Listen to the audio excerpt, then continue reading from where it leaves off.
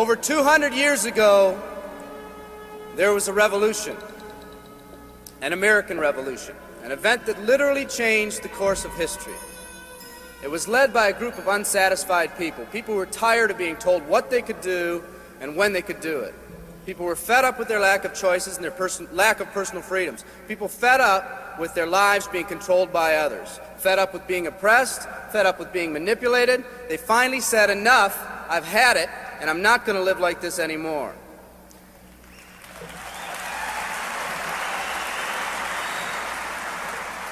Our ancestors were people that took full responsibility for what happened to them. It was that spirit that ignited a country and formed what is now a giant in the free world. I have a question for you. Where's that spirit today? It's time for another revolution. Let me explain one of the laws of the universe. It's called the law of use, and it says simply this: whatever you don't use, you lose. Lack of use causes loss. Ambition unused declines. Faith unused decreases. If you don't use your skills, you lose your skills. If you don't use your freedom, you lose your freedom. Freedom does not come automatically. It's not attained and then handed down to us as an inheritance. It must be achieved each day. At the turn of the century, in the year 1900, less than 10% of us worked for other people or the government. Over 90% of us were self-employed. We were an independent people. In 1980, only 80 years later, over 90% of us worked for the other people or the government. Less than 10% of us were self-employed. We changed from an independent people to a dependent people. We'd slowly shifted from a people who took full responsibility for everything that happened to them to a people who've become talented and practiced at the art of blaming others for their problems.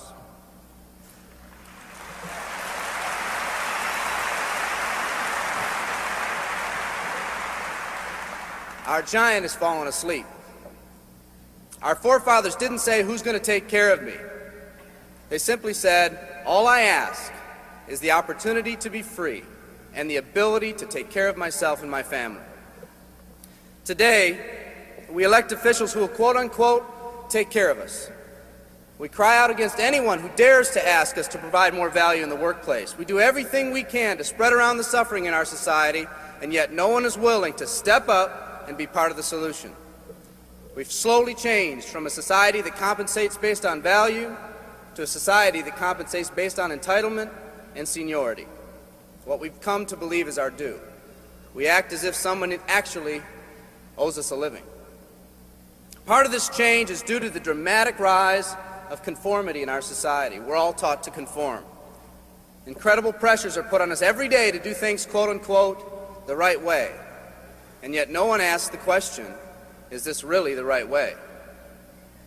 A man once said, I'm just a collection of mirrors reflecting what everyone expects of me. We live our lives to please those around us, and the scary thing is, the people around us are doing exactly the same thing.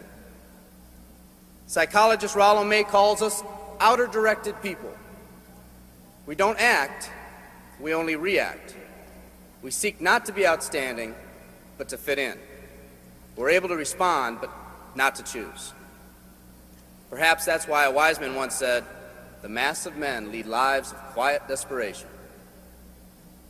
In order to change, we need to become inner-directed people.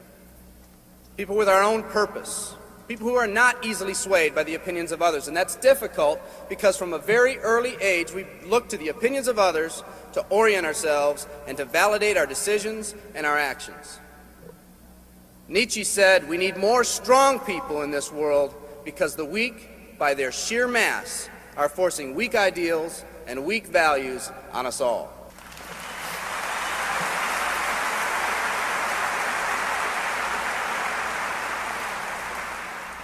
Today's massive social and economic changes are waking this slumbering giant.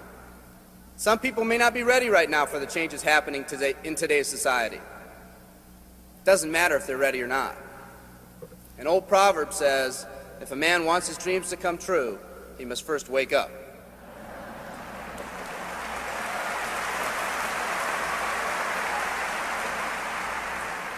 I, for one, am glad for the radical changes in our society because I believe that within that crisis, we will find that independent spirit that once pioneered this country.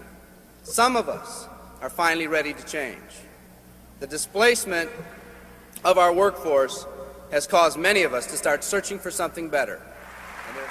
Moving products and moving services is our business and our goal, but what we are becoming in the pursuit of that goal is a larger and much more important issue.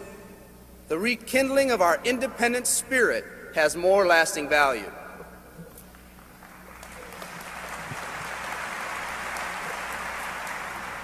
There's no more noble a business than the business that encourages the development of people. Every living organism has one and only one central need in life: to fulfill its own potentialities. The acorn becomes an oak, the puppy becomes a dog, and that's all that's required of the oak and the dog. But the human being's task in fulfilling his or her nature is much more difficult. The reason is, unlike any other living creature on this planet, you've been given the dignity of choice. You'll not grow like a tree. You'll grow only as you plan and choose to grow. When a person chooses to live, two things happen. First, assuming responsibility for themselves takes on a whole new meaning. They accept responsibility not as something they've been saddled with, but as something they themselves have chosen. The second thing that happens is that discipline from the outside is replaced by self-discipline. They accept discipline not because it's commanded, because they themselves have chosen what they want to do with their lives. Just like when the disenfranchised men and women over 200 years ago got fed up and said, "I'm not going to live like this one more day," there's another revolution coming.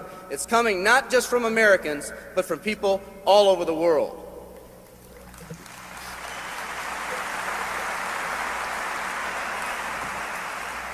It's coming from people who've been oppressed in meaningless jobs, from people who've been unjustly held back, from people who've been slighted or ignored, from people who've had their hopes crushed time and time again by the circumstances around them, from people who've been playing in a game where the rules weren't the same for everyone, from people whose dreams have almost died by the methodical dripping of negative and pessimistic forces, people who've just been waiting for the right opportunity to present itself, an opportunity that they could hold on to, believe in, a place where people believed in them.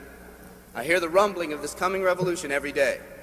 The old rules are changing, and society is finally ready for that change. Will people try to persuade you not to rise up? Yes, they will, and sometimes with the best of intentions. But we must fight anyone or anything that tries to influence us against our freedom. And they'll try. Believe me, they'll try.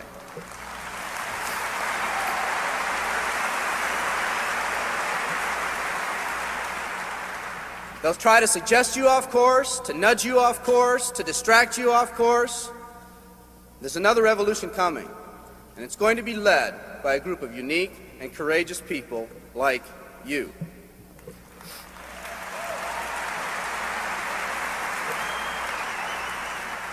People who've had it with the way things are. People who've picked out their mountain in life and said, "I'm going to the top."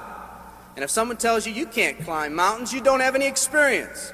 You tell them, "I'm going to the top."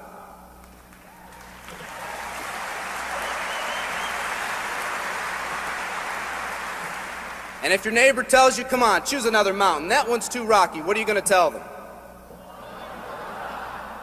And if someone tells you, "Let's go over here where it's not so steep," what are you going to tell them? And if someone says network marketing, what are you going to tell them? And if your friend tells you, "Come on, let's climb this one, that one's too slippery," what are you going to tell them?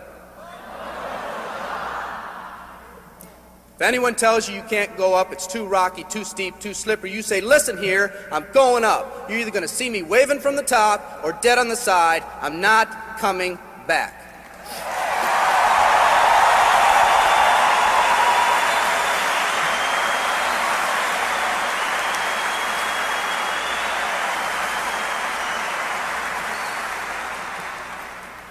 There's something about the do-or-die attitude. It's almost like when someone has a do-or-die attitude, time, fate, and circumstances seem to get together, have a hasty conference, and say, they say they're going to do it or die.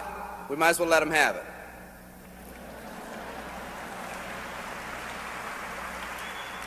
The People in this arena are special. You're special because you've already rekindled that independent spirit. You've already said that you're not going to conform to negative pressures around you. You've all said enough, I've had it, and I'm not living like this anymore. You are the people who want to set big goals and aspirations for yourselves and your families. People who want to live in a country where families are brought together again instead of being torn apart. People who want a country where once again owning your own business and controlling your own destiny is commonplace.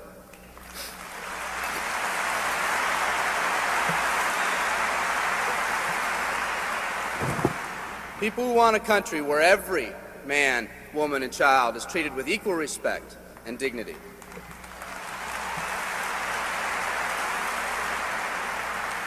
People who will pay any price so their families will not live with the legacy of maxed out credit cards and unfulfilled promises.